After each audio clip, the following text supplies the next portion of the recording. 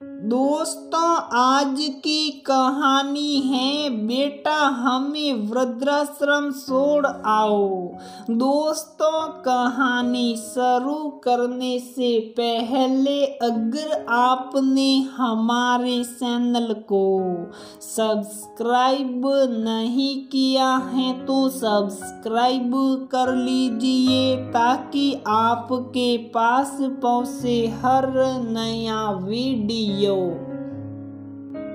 माँ, तुम ये कैसी बातें कर रही हो? तकलीफ क्या है तुम्हें यहाँ जो तुम वृद्धाश्रम जाने की बात कर रही हो? संध्या ने कुछ कहा है क्या? मुझसे कोई गलती हो गई है? आखिर बात क्या है माँ? किसी ने मुझे कुछ भी नहीं कहा है। बस मैंने फैसला कर लिया है कि मैं और तेरे पापा ये घर छोड़कर जा रहे हैं। तुम बस हम दोनों की व्यवस्था किसी अच्छे वृद्धाश्रम में करवा दो। नहीं माँ, पहली बात तो मेरे जीते जी मेरे माता पिता वृद्धाश्रम में नहीं रह सकते। उनका इकलौता और लायक बेटा हूँ मैं। ऐसे कैसे मैं उन्हें वृद्धाश्रम में छोड़ सकता हूँ? और दूसरी बात, ना मुझे तेरी दूसरी बात सुननी है ना ही तीसरी बात सुननी है। मैंने कहा ना, मेरा फैसला अडिग है। इसीलिए जो तुझे कहा गया है वही कर। मैं नहीं चाहती कि हम बूढ़े बुढ़िया तुझ पर ये तेरे परिवार पर बोझ बनकर रहे। बोझ? ये कैसी बातें कर रही हो माँ? माता पिता भी क्या कभी अपने बच्चों पर बोझ होते हैं? और ये फालतू की बातें तुम्हारे दिमाग में कहाँ से आई हैं? किसने कह दिया कि तुम और पापा मुझ पर बोझ हो? माँ, तुम और पापा तो मेरा गुरूर हो। चाहे मैं कितना भी बड़ा हो जाऊं, कितनी बड़ी मुश्किल में हो, जब तुम मेरे सर पर हाथ रखती हो ना तो लगता है कि सारी दुनिया की खुशियां, सारी दुनिया की दौलत मेरे पास है। दुनिया का सबसे खुश नसीब इंसान हूँ मैं, और तुम मुझसे मेरी दुनिया छीनने पर तुली हो। नम आंखों से अमर ने कहा, अच्छा बेटा, तो सच में माता पिता बच्चों के लिए इतना सब कुछ होते हैं? अपने बेटे के आंसू पूछते हुए सरला जी ने कहा।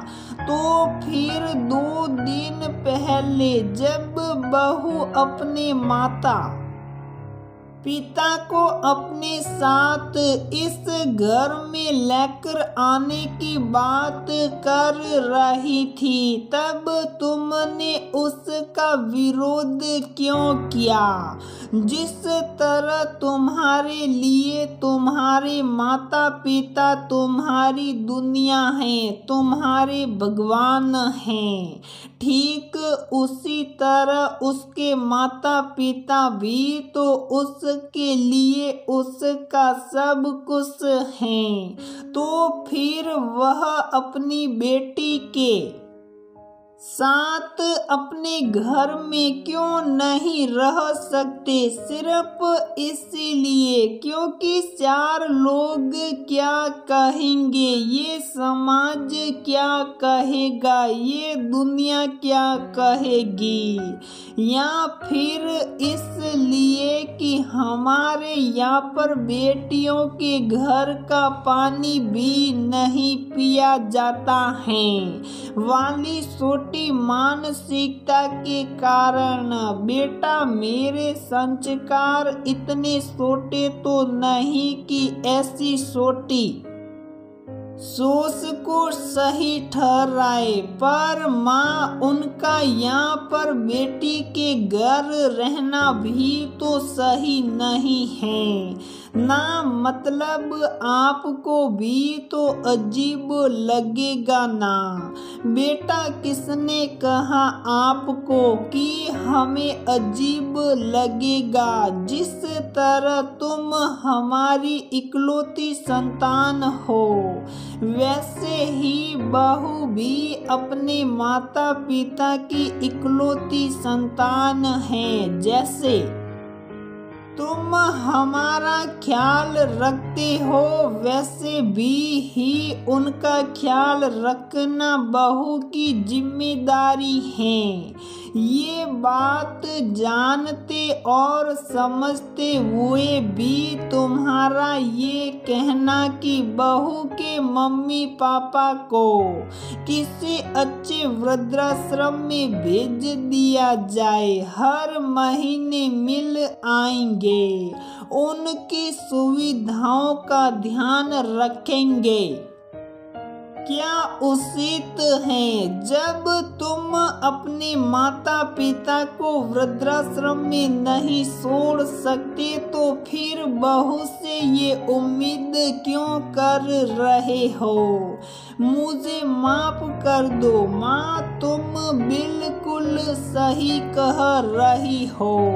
जब मैं अपने माता पिता को वृद्धाश्रम में छोड़कर आने के बारे में सोच भी नहीं सकता, तो फिर संध्या यह कैसे कर सकती हैं? मुझे अपनी गलती का एहसास हो गया है माँ।